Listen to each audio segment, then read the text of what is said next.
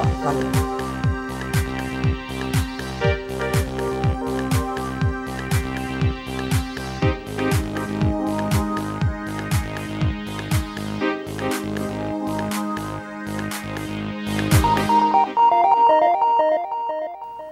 Olá, muito boa noite. Você sabia que Pernambuco está entre os 5 estados do país que mais promove adoções? No ano passado, ao lado dos estados do Paraná, de São Paulo, do Rio de Janeiro, aliás, do Rio Grande do Sul e de Minas Gerais, segundo dados do Conselho Nacional de Justiça, das 1.226 crianças e adolescentes adotados no Brasil por meio do Cadastro Nacional de Adoção, 103 adoções foram em Pernambuco.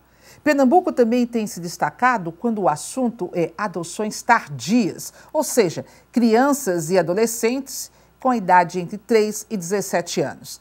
Entre 2015 e 2016, o estado registrou um aumento de 73% do número de jovens adotados nessa faixa etária, passando de 38 para 66. Mas, apesar desses números, Pernambuco tem hoje 921 pretendentes à adoção no Conselho Nacional de Adoção e 214 crianças inseridas no cadastro. As crianças com menos de 3 anos de idade ainda são as mais procuradas pelos casais que sonham com uma família. Mas qual o futuro das demais? No programa de hoje, eu recebo o juiz da Vara da Infância e Juventude da cidade do Paulista, Ricardo de Sá Leitão, e o coordenador do Lar Vó Raimunda, também da cidade do Paulista, Gilvan Lemos. E o tema desta noite é o sistema de adoção no Estado. Muito obrigada por terem aceito o convite para o programa de hoje e eu gostaria que vocês pudessem explicar para quem está em casa a seguinte pergunta. Se nós temos 214 crianças para serem adotadas, mas existem 921, quase 1.000 pretendentes, por que é que as adoções não ocorrem? Boa noite, Helena. Na verdade, essa pergunta precisa que nós esclareçamos como é que funciona o sistema de adoção. Não é? Desde 2009, a legislação foi alterada e o Brasil passou a adotar o modelo de adoção indireta, que ela se faz através de um cadastro nacional. O interessado em adotar, ele deve procurar o fórum da sua cidade. Nas comarcas maiores, nas cidades maiores, provavelmente essas cidades terão varas de infância, como Paulista tem, que é a vara onde eu atuo. E você se cadastra, você se habilita. É um processo muito rápido, muito simples, sem custo, não precisa de advogado. Agora você precisa de uma relação de documentos, passa-se por um curso e, entre outras providências, o adotante solteiro ou o casal que queira adotar, pretendente à adoção, eles precisam preencher um formulário com um perfil.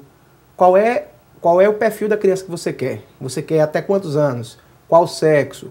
Qual etnia você pretende? Então, se você olha o cadastro somente em números absolutos, espanta, porque a oferta é muito menor do que a demanda.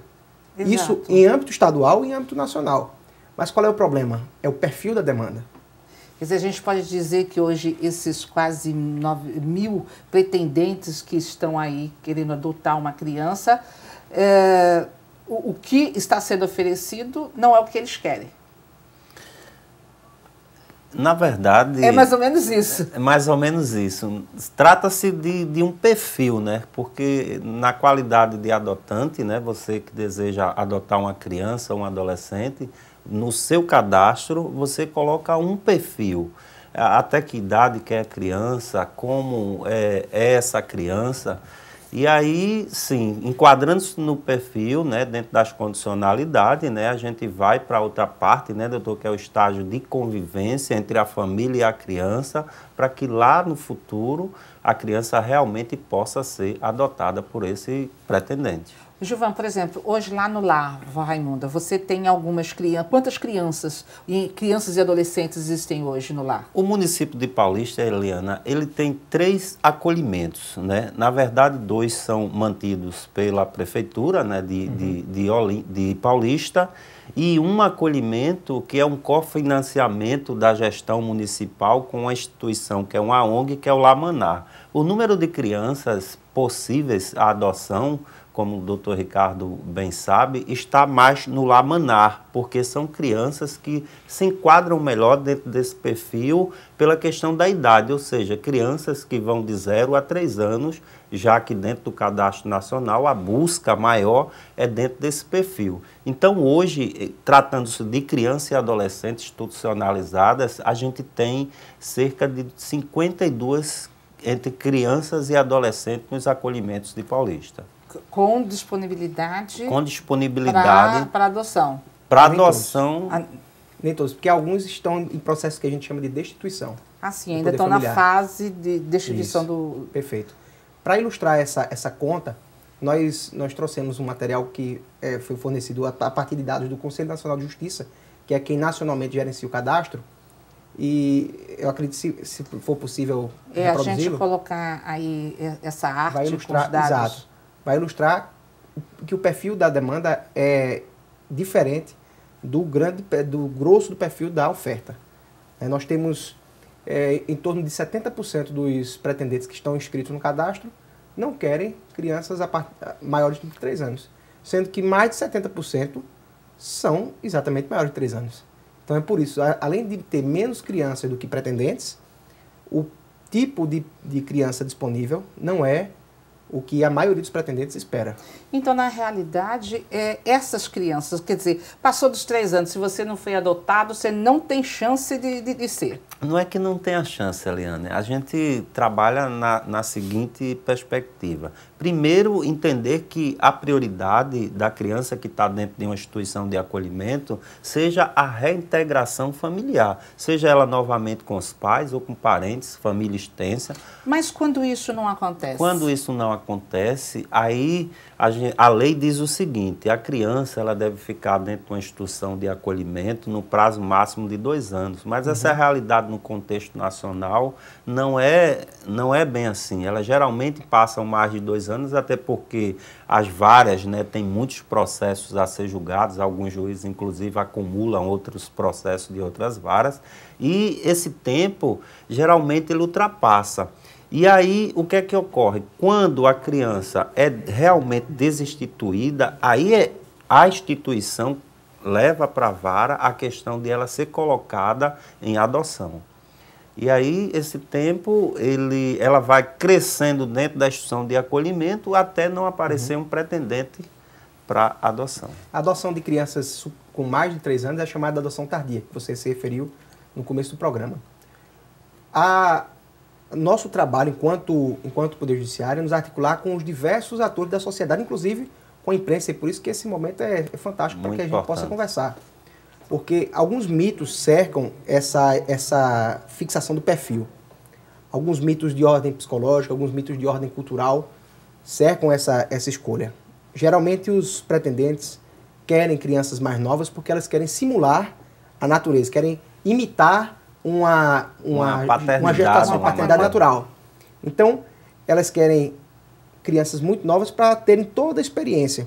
Mas do ponto de vista psicológico, toda criança e todo adolescente, por maior que seja a sua idade, ela vai passar por um novo parto. Porque o parto é uma experiência mais do que fisiológica, é uma experiência psicológica. Então, esse renascer da criança, a gente verifica em qualquer processo de adoção. E, paulatinamente, quando os pretendentes vão buscar se cadastrar, eles passam, por exemplo, por um curso. Esse curso é gratuito e é fornecido pela própria Justiça, tá certo? É um curso de preparação psicológica e jurídica. Ao longo desses cursos, nós temos a oportunidade de conversar, de esclarecer, de desmentir alguns desses mitos.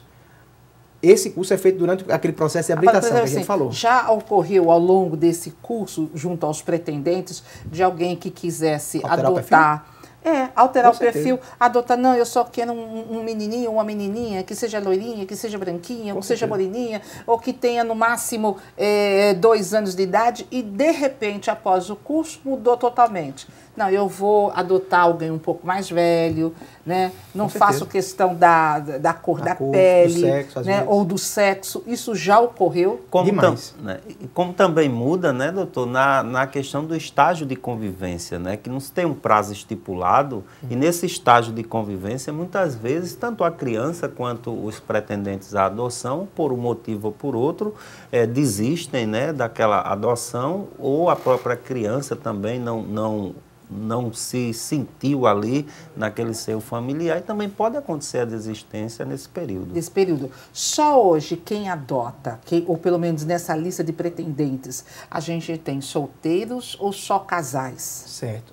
Veja, a lei não coloca nenhum empecilho relacionado ao estado civil, certo? Pessoas solteiras podem adotar, pessoas casadas, desde que adotem conjuntamente. Se for adotar conjuntamente o casal casado ou que convivem em união estável, eles precisam ter a certidão de casamento, no caso dos casados, e os companheiros, quem vive em união estável, precisa ter a declaração de união estável e ter reconhecido a estabilidade da família.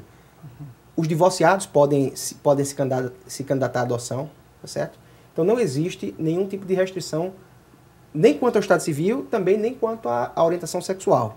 Então nós temos pretendentes no cadastro, inclusive são as chamadas parelhas homoafetivas, tranquilamente se tem os seus direitos equiparados aos casais heteroafetivos, Não tem nenhuma preferência, porque não vamos só conceder, a justiça só vai autorizar desde que seja o casal casado. De jeito nenhum. Inclusive, né, doutor, com a nova lei de adoção, os maiores de 18 anos, eles podem adotar, né? Isso, tem que ser maior de 18 anos, tem que ter uma diferença mínima de 16 anos para a criança que vai ser adotada, certo? Idoneidade moral, então vai se sindicar a vida desse pretendente. Obviamente um pretendente que já tenha, por exemplo, sido condenado por maltratar os seus próprios filhos biológicos. Evidentemente, jamais. Esse indivíduo seria habilitado. Com passagem, se no cônjuge, se no casal tiver alguém, ou até mesmo o solteiro, se ele já tiver passagem pelo sistema penitenciário, ele não vai ter direito. Não necessariamente. Às vezes o indivíduo passou por, sei lá, por um furto. Um furto não, a princípio, tudo a gente está falando do ponto de vista puramente hipotético. Mas a princípio um furto por si só não faria com que o indivíduo não fosse uma pessoa apta à adoção. Às vezes é um furto famélico, né? Aquele furto que a pessoa pratica porque está em necessidade. Então, não é simplesmente o fato de ter passado pelo sistema prisional que vai inviabilizar a adoção.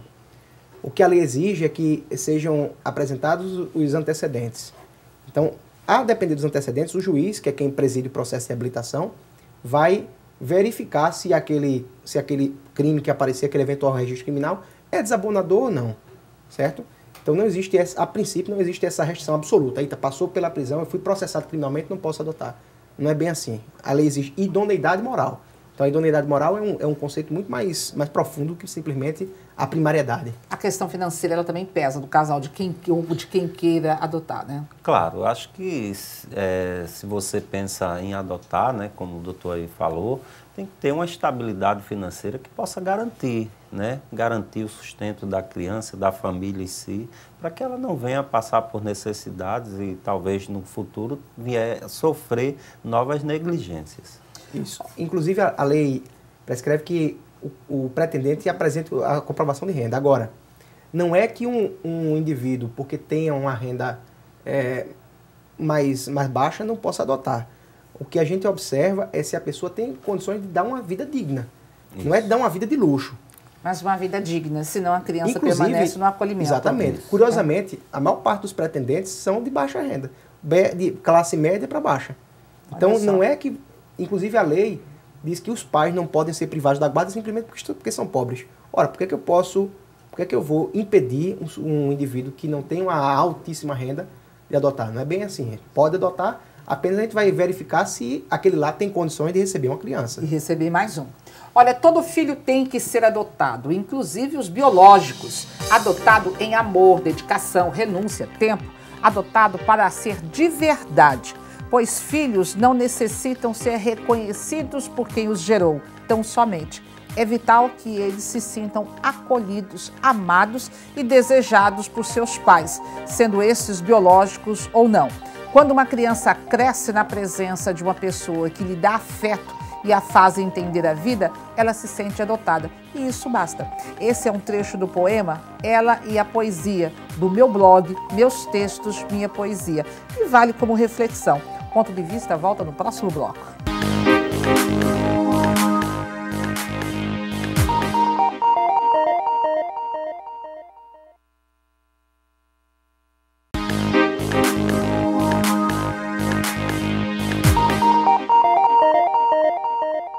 No programa de hoje, eu recebo o juiz da Vara da Infância e Juventude da cidade do Paulista, Ricardo de Sá Leitão, e o coordenador do lar Vó Raimunda, também da cidade do Paulista, Gilvan Lemos.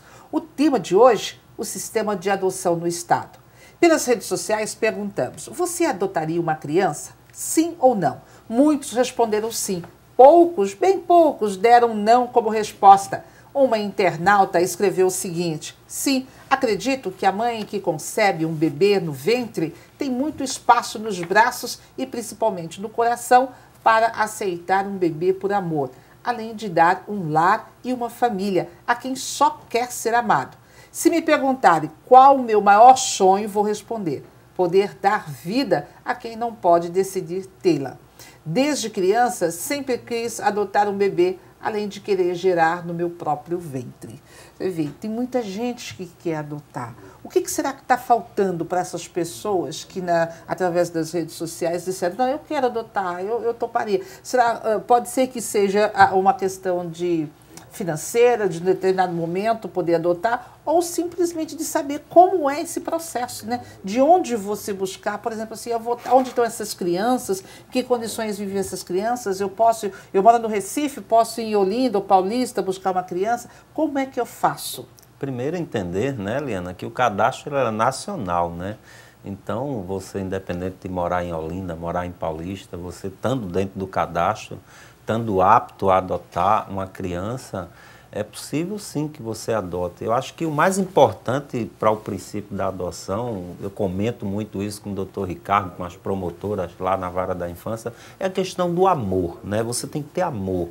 Talvez esse número seja pequeno, não aconteça além daquilo que a gente espera de adoção, pelo fato das informações, né, do público, do povo, não ter as informações concretas e necessárias para se qualificar como uma pessoa apta a adotar. Verdade.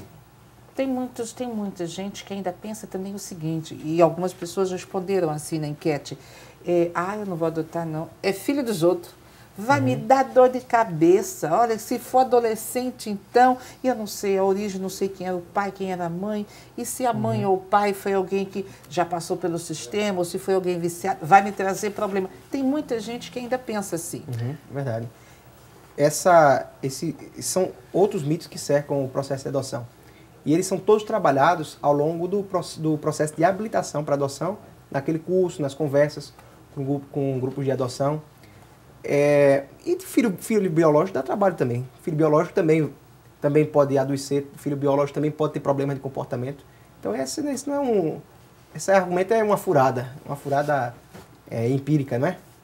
Agora, se você quer adotar, você precisa de informação, como o Gilvan disse, compareça ao fórum da sua cidade.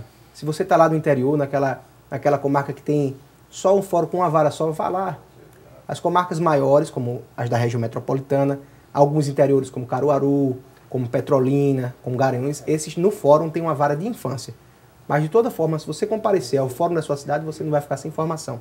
Em Recife, a gente tem um centro integrado só de infância e juventude, fica lá na rua Fernandes Vieira, ali na Boa Vista. Quer dizer, o primeiro passo é ir ao fórum. Chegando lá, identifica, olha, eu queria informações porque eu tenho interesse em adotar uma criança. Perfeitamente. É gratuito para se habilitar, é gratuito para adotar, não precisa de advogado. Uma vez que você esteja habilitado, é o próprio Poder Judiciário que vai pesquisar no cadastro se tem criança no seu perfil, ou melhor, se tem pretendente no perfil das crianças, porque a prioridade é da criança, né? Então, do ponto de vista de trabalho e de custo é muito pouco. É muito pouco. A gente falava-se o seguinte, que o perfil desses pretendentes, né? Que a maioria ainda quer, sonha em ter adotar uma criança com menos de 3 anos de idade. Mas e as crianças? Elas sonham o quê? Elas querem ter uma família, querem ter um pai, uma mãe e o quê? Tem um perfil que elas dizem, que elas escrevem do que elas querem ter? Na verdade, Eliana, acho que toda criança, né, que está institucionalizada, ela sonha com a família, né? Eu, particularmente, na convivência, né, com as crianças que estão abrigadas lá no Lar Vó Raimunda, todos os dias, quando a gente chega, o primeiro abraço o pedido de ter uma família, isso é uma constante, né? Na verdade, eles sonham com a família. Embora dentro do ambiente do acolhimento, a gente faça com que eles entendam que também estão dentro de uma família, porque o acolhimento institucional ele tem que parecer o máximo possível com uma residência comum, né? Onde tem quartos, salas, banheiros, pessoas cuidando, pessoas que cozinham. Na casa tem tudo que teria numa casa. Num lar comum, né? Para que eles se sintam, né, acolhidos, isso é o mais importante, e sintam-se dentro de uma família. Mas o desejo da criança, do adolescente, de ter a família, né, para ele, é muito grande.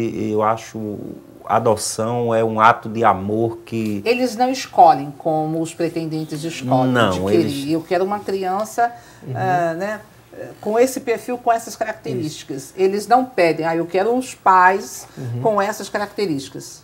O cadastro que faz essa vinculação da criança com os pretendentes daquele perfil. Agora, obviamente, a criança vai ser ouvida. A lei diz que se for maior de 12 anos, obrigatoriamente o juiz deve ouvir a criança. Que aí, a partir de 12 anos, se fala mais criança, é adolescente. A partir de 12 anos, o juiz ouve o adolescente. Menos de 12 anos, na medida do possível, se tratar de uma criança que já tem um certo desenvolvimento cognitivo, né, saiba falar direitinho, a gente escuta. E para ajustar essa convivência, é que existe o estágio de convivência do qual o Gilvan falou.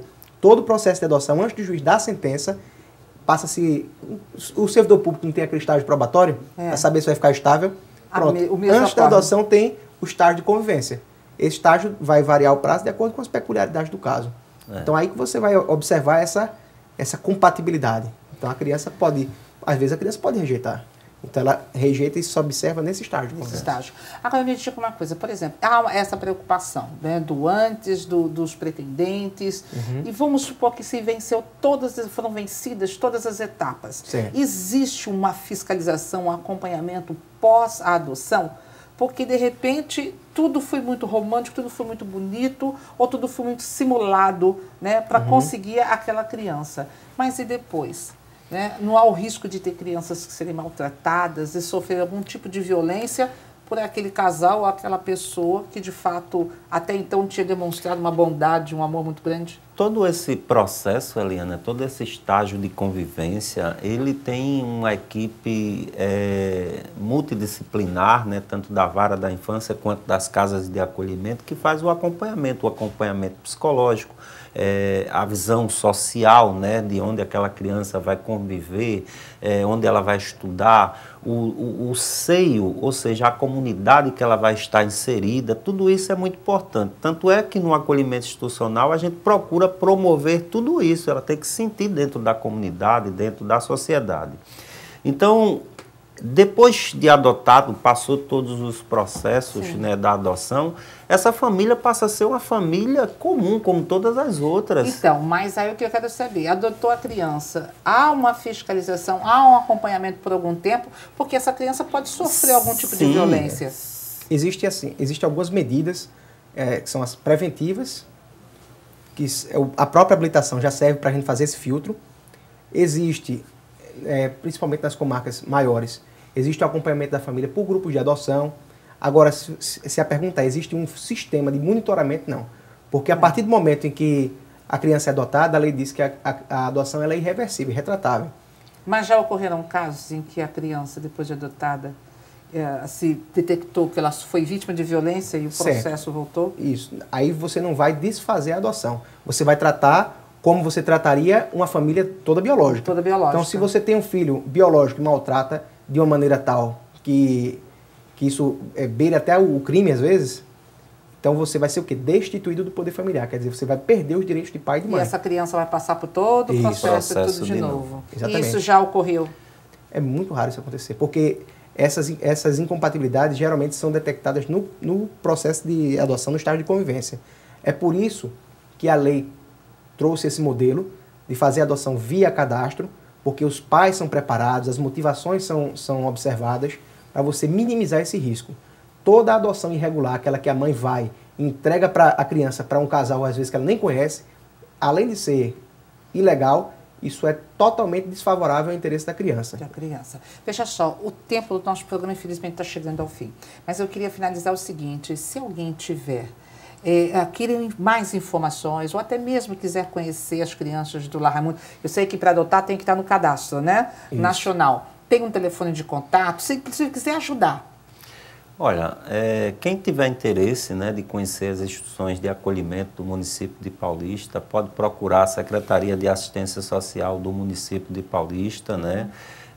E lá eles vão viabilizar, né, que seja direcionadas essas pessoas interessadas para conhecer nossas instituições. Instituições, que não é proibido. Isso. Não é proibido. Juiz, o seguinte, quem quiser adotar, quem quiser conhecer melhor o sistema, é só procurar o fórum. Isso, fórum da sua cidade. Agora, lembrando que quem vai a um abrigo, você não vai escolher criança. As crianças são escolhidas por um cadastro, tá certo? Eu queria dar só um recado final para as mães, principalmente para gestantes. Você que pensa em entregar seu filho para adoção, não faça entrega direta. Toda entrega de criança para adoção tem que passar pela justiça. Então, você está grávida, você está angustiada, acha que não vai dar conta, acha que não vai ser possível e deseja entregar o filho para adoção, procure o fórum da sua cidade. Faça uma entrega legal, para que essa criança não sofra. Ok, muito obrigada pela participação de vocês. E o telefone aqui para... sim, o telefone, tem um contato. Isso, para gestantes que queiram entregar o filho para adoção, que estejam pensando, para elas serem atendidas, a gente sugere o 0800 281 8187 e o 3183 2963. Tá certo, a gente vai estar colocando o telefone aí para que essas mulheres aí, futuras mamães, mas que por algum motivo não querem, né? E para essas crianças não serem maltratadas, então entreguem para adoção. O Ponto de Vista está terminando. No próximo sábado nós estaremos de volta às 10 para as 7 da noite e você pode participar dando sua opinião, enviando sugestões de temas. Para rever o programa de hoje, acesse o site www.tvtribunape.com.br ou deixe o seu recado em facebook.com/programa Ponto de Vista. Uma ótima noite de sábado, um excelente domingo para você, uma excelente semana e até sábado que vem.